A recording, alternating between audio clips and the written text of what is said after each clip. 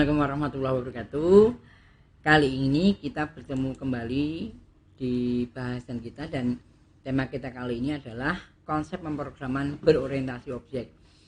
Ini akan merubah pola pandang yang mungkin belum pernah menggunakan OOP.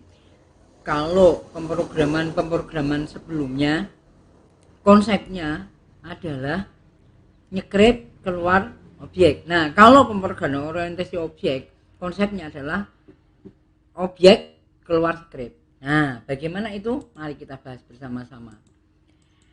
Nah, jadi dalam pemrograman prosedural itu memiliki keterbatasan yang mungkin lebih banyak yang tadi saya katakan. Kita nyekrip kalau tidak benar, salah sedikit aja satu huruf, program tidak akan running. Jadi benar-benar memerlukan ketelitian yang luar biasa karena teks basisnya. Nih. Kemudian untuk pengembangan ya tentu akan menjadi sangat sulit, apalagi kalau akan menggunakan multi user. Nah, ini meskipun dulu menggunakan moduler namanya ya, ini akan menjadi sangat rumit untuk dipahami. Sekali lagi, apalagi ini untuk newcomer, bagaimana seorang pemrogram awal ini belajar program. Nah, sehingga kadang-kadang ada ketidaksinkronan antara programmer dan juga perancang sistem. Bisa jadi juga ini dikatakan terjadi duplikasi pada beberapa bagian. Di sini sudah membuat modul, katakanlah membuat kotak, ternyata buat lagi prosedur membuat kotak. Akhirnya terjadi duplikasi ini tadi. Nah, di dalam teknologi berorientasi objek ini akan teratasi karena dengan objek ini konsepnya memang berbeda. Nah, dasarnya ini adalah objek atau juga bisa jadi interaksinya. Nah, ketika objek ini dapat menerima pesan atau message pengolah data dan mengirimkan pesan ke dalam objek lain. Ini membentuk interaksi antar objek, sehingga kita tidak perlu lagi membuat objek yang sama seperti tadi yang sudah kita bahas menjadi duplikasi. Nah, objek ini bersifat independen. Tiap objek dapat dipandang sebagai sebuah entitas mandiri. Entitas itu seperti misalnya orang, kemudian entitas dokter, entitas pelanggan. Nah, di dalam entitas pelanggan nanti di dalamnya akan ada atribut. Ini yang memiliki peran atau tanggung jawab tertentu. Fungsinya juga tertentu.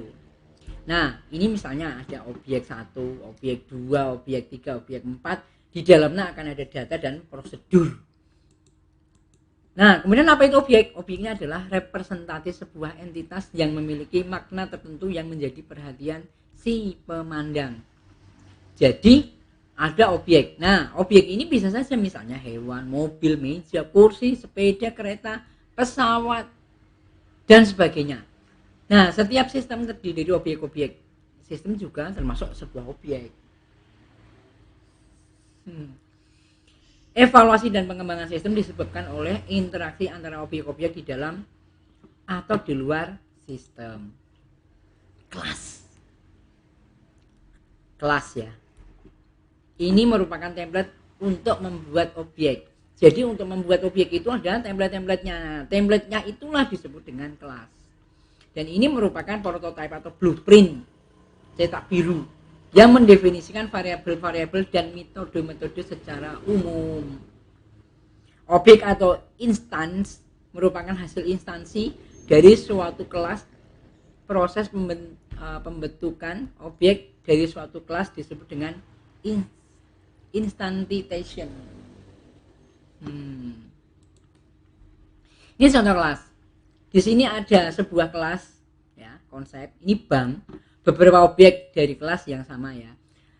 Nah, sebuah objek ini atau realisasinya ini adalah rekening Bank Udin, rekening Bank Ali, rekening Bank Susi. Masing-masing ada saldonya. Ini ya.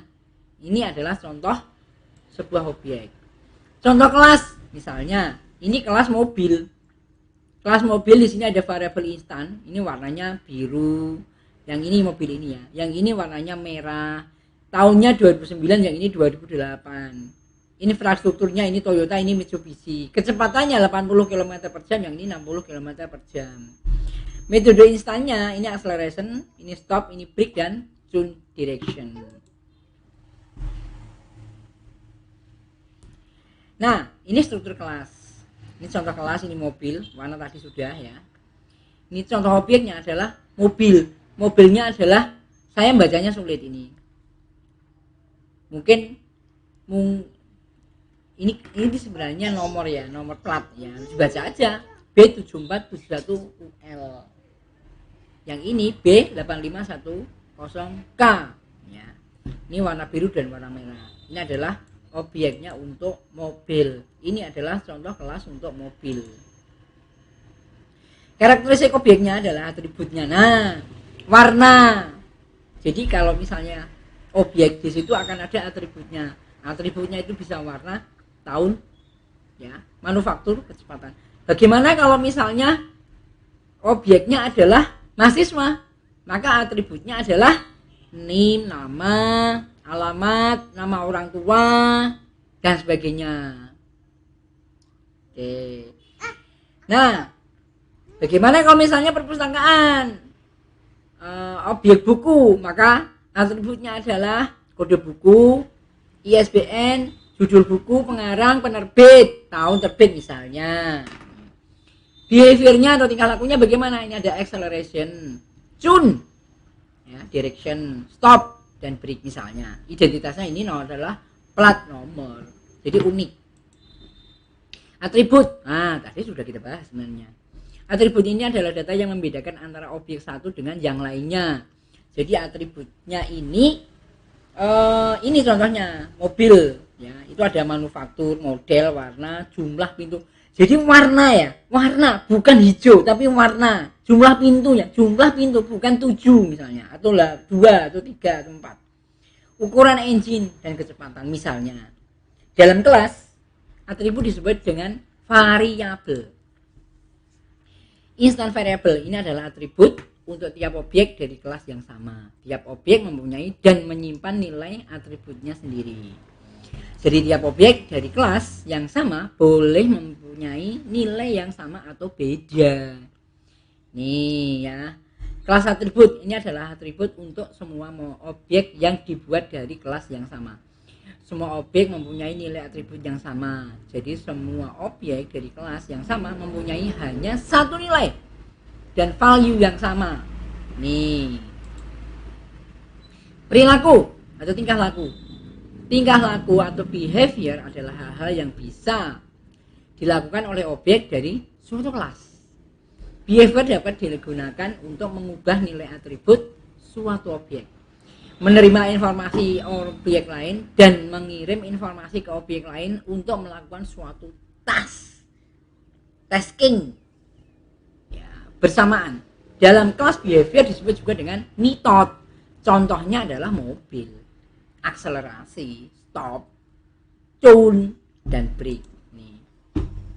Metode adalah serangkaian statement dalam satu kelas yang menghandle suatu tes tertentu. Contoh dari cara objek berkomunikasi dengan objek lain adalah dengan menggunakan metode. Bagaimana mereka berkomunikasi itu metodenya.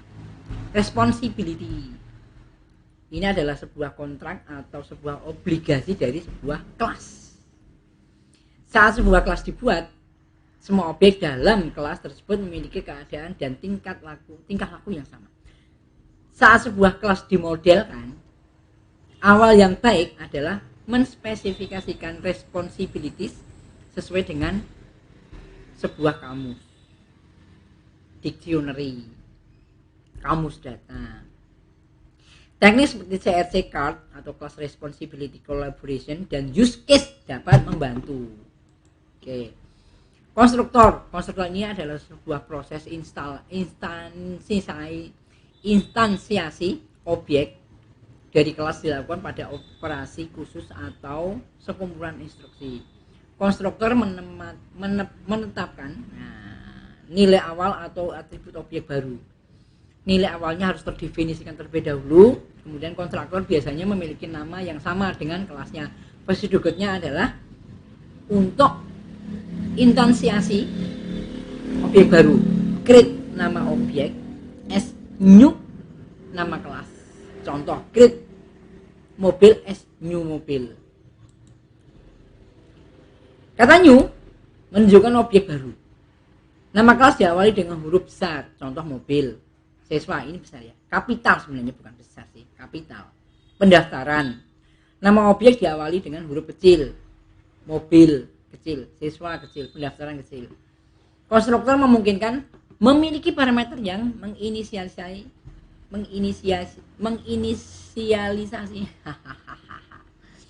atribut dengan nilai spesifik. Contoh, create mobil as new car. Ford misalnya, Ford Falcon 4306 biru. Jadi ini tidak boleh tidak. Ini penting, ini jangan sampai tidak ada dan dipisahkan dengan tanda koma.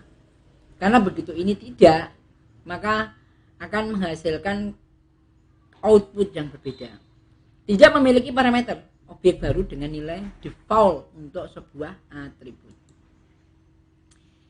Nilai variabel dari objek tersedia untuk semua operasi di dalam objek tersebut, tetapi tersembunyi di diri objek luar. Untuk keamanan, operasi publik dikenal istilah aksesor dan mutator yang membolehkan objek luar untuk mengakses nilai pada atribut. Aksesor adalah nama operasi yang mengakses nilai. Nama aksesor dimulai dengan kata get. Ini dicontohkan, get payslip. Ingat, ini jangan sampai tidak, ini kurung buka kurung tutup. Mutator adalah nama operasi yang merubah nilai atribut. Operator mutator memungkinkan objek eksternal untuk mengubah nilai yang tersimpan dalam atribut. Nama mutator diawali dengan kata set. Oke.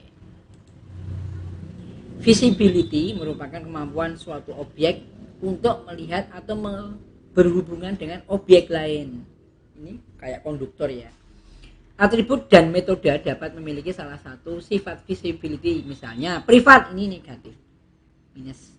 Tidak dapat dipanggil dari luar kelas yang bersangkutan. Protected, ini tagar simbolnya, hanya dapat dipanggil oleh kelas yang bersangkutan dan anak-anak yang mewarisinya. Nah, di dalam OP ada pewarisan. Ada anak. Publik atau disimbolkan plus dapat dipanggil oleh siapa saja. Objek bekerjasama dengan mengirimkan pesan atau dari objek ke objek yang lainnya. Suatu objek mengirimkan pesan ke objek lain untuk melakukan sebuah operasi. Suatu objek juga dapat menerima pesan dari objek lain untuk melakukan operasi lainnya. Kunci dalam pemrograman berorientasi objek adalah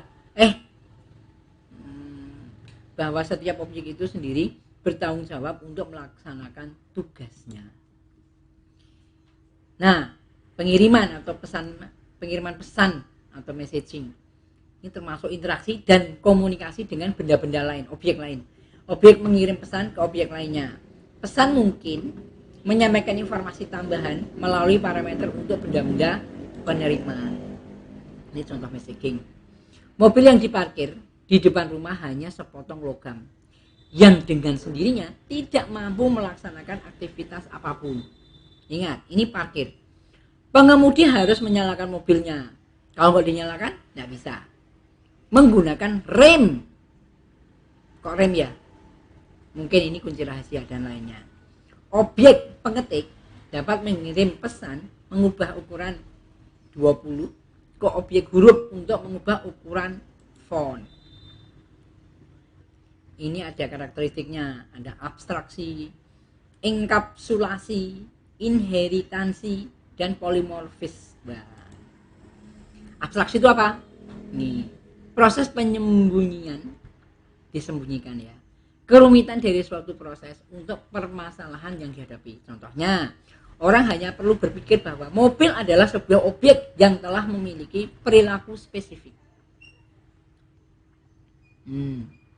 Spesifik, unik, yang dapat digunakan sebagai alat transportasi, sehingga dia atau tinggal menggunakannya atau mengendarainya tanpa harus mengetahui kerumitan proses yang terdapat di dalam mobil tersebut.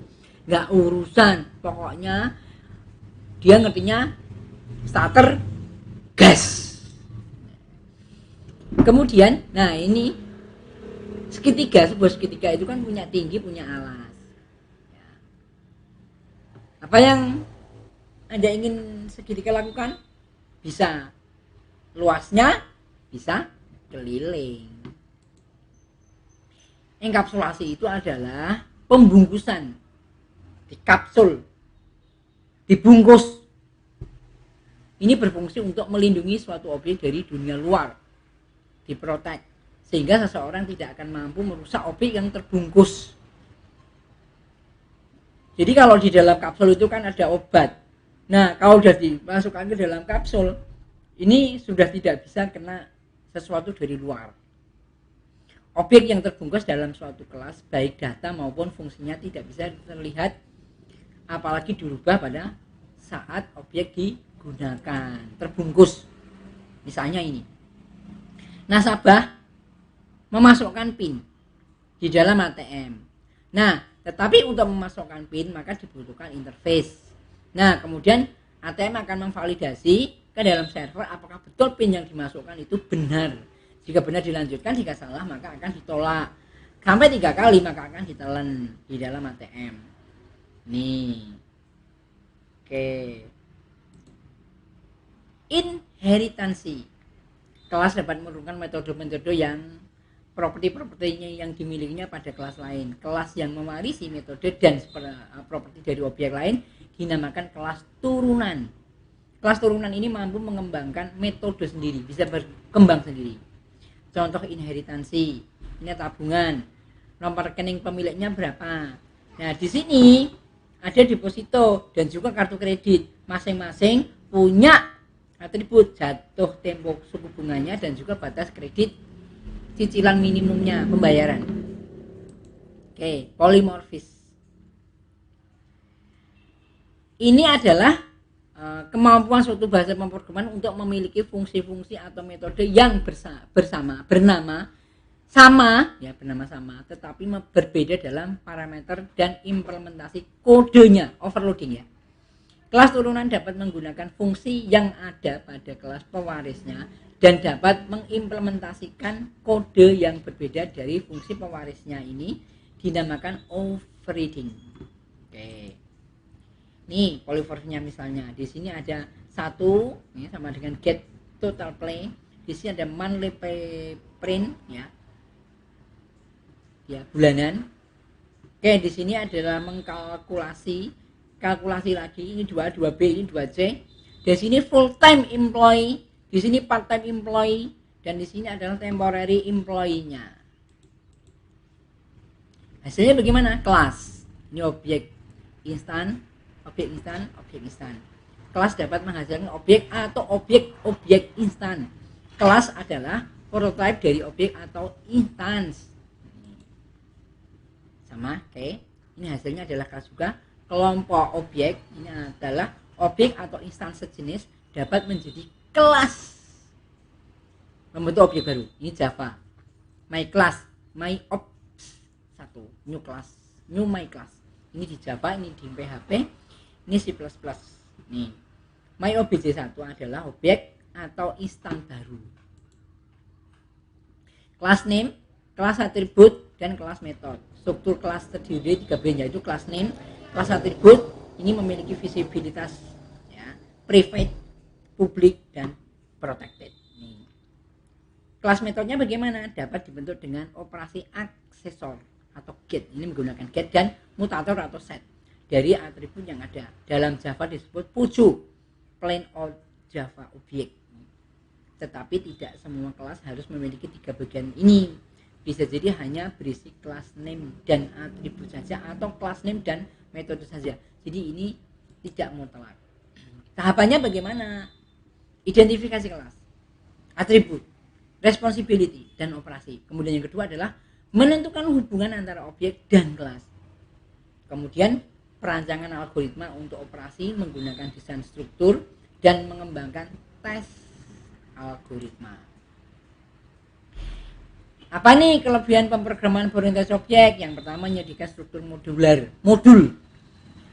Modulanya terstruktur yang jelas untuk program, sehingga bagus digunakan untuk mendefinisikan tipe data abstrak di mana detail implementasinya tersembunyi. Oke, tidak diketahui oleh pihak eksternal. Mempermudah dalam memelihara dan memodifikasi kode yang sudah ada. Objek yang baru dapat dibuat tanpa mengubah kode yang sudah ada.